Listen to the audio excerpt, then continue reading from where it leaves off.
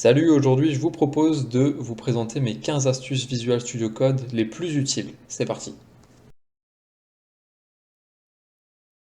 La première astuce, ça va être de pouvoir splitter votre Visual Studio Code en plusieurs parties. Typiquement, si vous souhaitez travailler sur plusieurs fichiers, c'est assez pénible de passer de l'un à l'autre. La solution, elle est très simple, cliquez ici sur ce bouton, ça va permettre de splitter votre écran en deux. De cette façon, vous pourrez travailler, par exemple, sur un fichier HTML et sur un fichier JavaScript en même temps à l'écran. Vous pouvez splitter votre écran autant de fois que vous le voulez.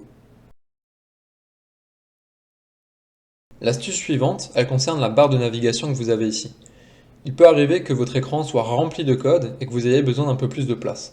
Eh bien c'est très simple, faites un CTRL B de sorte à pouvoir ouvrir ou fermer cette barre de navigation. Quand on est développeur, on travaille souvent avec un terminal de commande. Eh bien il y en a un intégré à Visual Studio Code. Pour l'ouvrir, faites un CTRL J, ce qui va vous ouvrir ici le terminal. Et sachez qu'il est possible de créer d'autres terminaux, par exemple un PowerShell. Et sachez qu'il est également possible de splitter l'affichage ici pour que vous puissiez avoir plusieurs terminaux en même temps. Typiquement, je vais cliquer ici sur le bouton, ce qui va afficher les deux terminaux que j'ai ouverts en même temps à l'écran.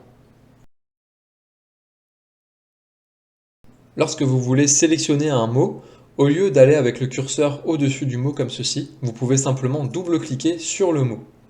De la même façon, si vous souhaitez sélectionner une ligne entière, au lieu de passer votre curseur comme ceci, vous pouvez triple-cliquer sur la ligne, n'importe où, et ça va automatiquement vous sélectionner toute la ligne. Comment faire pour déplacer une ligne facilement?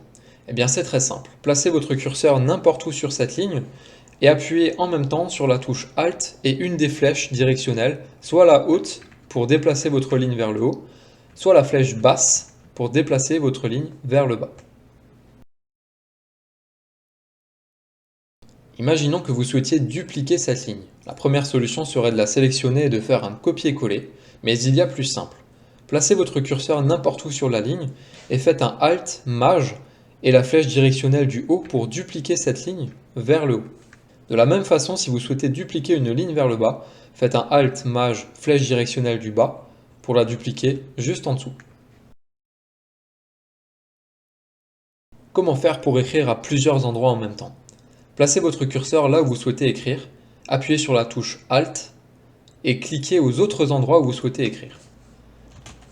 Et là, vous pourrez écrire en même temps sur plusieurs lignes. Comment faire pour sélectionner plusieurs occurrences d'un même mot ou d'un ensemble de mots? Typiquement ici, si je souhaite garder uniquement le test ligne à la fin, eh bien je vais venir sélectionner le premier et je vais faire un CTRL D pour sélectionner la prochaine occurrence, c'est-à-dire celle sur la ligne 3. De cette façon, je vais pouvoir sélectionner les deux occurrences et les supprimer en même temps. Dans Visual Studio, vous ne pouvez pas faire un CTRL scroll pour augmenter ou diminuer la taille d'affichage. En revanche, vous pouvez faire un CTRL plus pour augmenter la taille ou un CTRL moins pour la diminuer. Lorsque vous avez beaucoup de fichiers, il n'est pas forcément facile de naviguer de l'un à l'autre. Le raccourci, c'est de faire un CTRL P, et à ce moment-là, vous avez tous les fichiers de votre projet qui sont listés ici, et vous pouvez commencer à taper le nom du fichier où vous souhaitez aller, par exemple test.html, et il s'affichera ici dans la barre de recherche.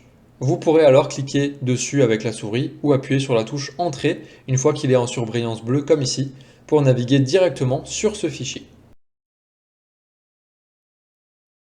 Pour rechercher quelque chose sur un fichier, faites un CTRL F en étant sur le fichier en question et tapez ce que vous souhaitez rechercher. Vous aurez ici toutes les occurrences, il vous sera alors possible de les remplacer et vous avez également d'autres options ici pour la recherche. Maintenant, si vous souhaitez faire une recherche globale, c'est-à-dire sur l'ensemble de votre projet, vous pouvez cliquer ici directement ou alors sur le fichier sur lequel vous êtes, faites un CTRL Maj F pour basculer directement sur cet écran et faire votre recherche au niveau de tous les fichiers de votre projet. Comment faire pour renommer une variable à tous les endroits où elle se situe? Si vous êtes sur un même fichier, vous pouvez faire un CTRL F2, ce qui va automatiquement sélectionner toutes les occurrences sur le fichier en cours de la variable. De cette façon, vous pourrez la renommer d'un seul coup à tous les endroits où elle apparaît.